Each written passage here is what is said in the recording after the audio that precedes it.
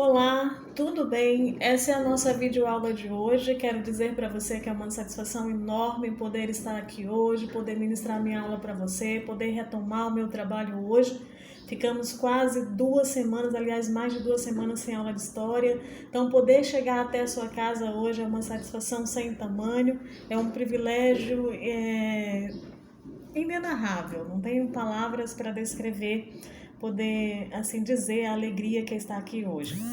Nossa aula de hoje, ela vai estar trazendo, um conteúdo novo. E não só um conteúdo novo. Hoje nós começamos o quarto bimestre. A partir de hoje, tudo que nós tratarmos vai ser do nosso quarto bimestre, quarto e último bimestre para fechar o nosso ano letivo. Esse ano que foi difícil para todos nós, um ano atípico, um ano diferente, um ano onde o contato físico foi evitado, né? Onde tivemos que manter distância, onde a comunicação ficou um pouco difícil e precisou ser feita dessa forma. E às vezes a gente até se entendeu de modo equivocado, né? Porque as telas elas são frias, infelizmente. Então tomara que tudo isso passe, tomara que 2021 seja um ano mais tranquilo, que a gente possa voltar, que a gente possa se encontrar, que a gente possa estar na sala de aula como anteriormente acontecia. Hoje nós vamos dar início ao quarto bimestre. O conteúdo de hoje é a formação dos estados nacionais. É o último conteúdo do plano de curso de vocês. Estamos fechando o plano de curso, graças a Deus, né? Apesar de toda a diversidade que a gente teve esse ano, a gente conseguiu chegar ao final e fechar o nosso plano de curso, né? Seguimos a proposta do Estado, graças a Deus deu tudo certo e estamos chegando então ao final. Hoje nós vamos falar sobre a formação dos Estados Nacionais Europeus. Como que isso aconteceu? Como que isso se deu?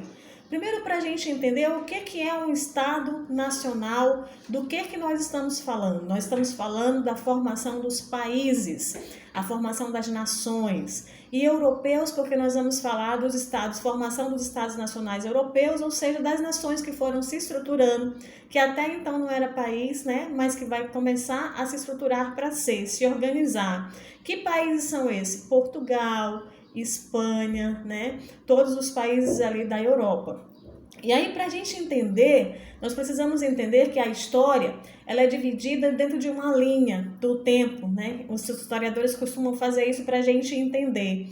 E que de uma fase, de uma idade para outra, tem que acontecer um grande feito, um grande acontecimento que marque aquele período para que a gente comece uma outra história, para que a gente comece a contar um outro momento da história da humanidade. Por isso ela foi dividida em história antiga,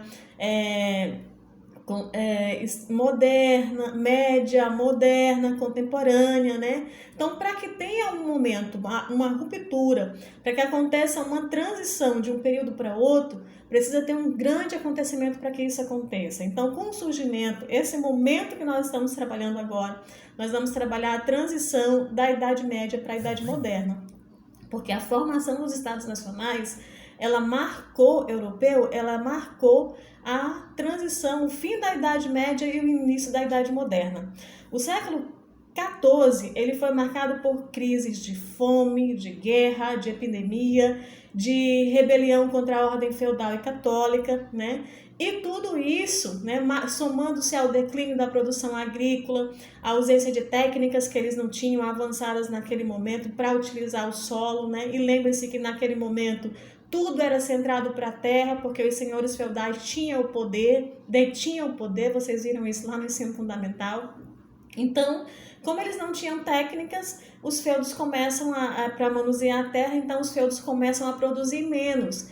E ainda o clima adverso, né, que aconteceu naquele momento, o comércio entrou em cena naquele momento, a fome se espalhou porque a produção agrícola teve uma queda, e aí nós vamos ter nesse momento a ascensão da burguesia, o surgimento de uma nova classe social.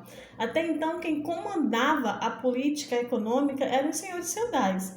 A partir de agora nós vamos ter uma ruptura, porque vai surgir uma nova classe, que vão ser os comerciantes, e comércio naquela época, principalmente na França, eles chamavam de burgos, né?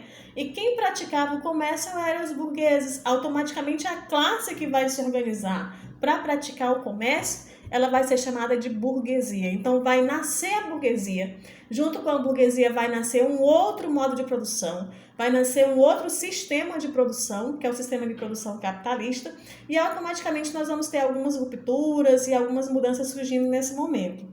Quando eu falei para vocês que o século XIV ele foi marcado por guerra, né, por infinitos acontecimentos que levaram à decadência daquele momento, do modo de produção daquele momento, eu não falei isso à toa.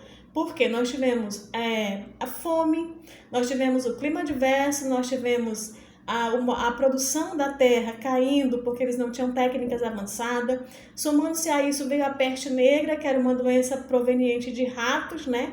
Que era segundo os pesquisadores, ela era transmitida através da picada da pulga, que foi uma doença que veio nos navios, que foi trazida do Oriente para a Europa naquele momento, vindo nos navios, né, fruto das grandes navegações.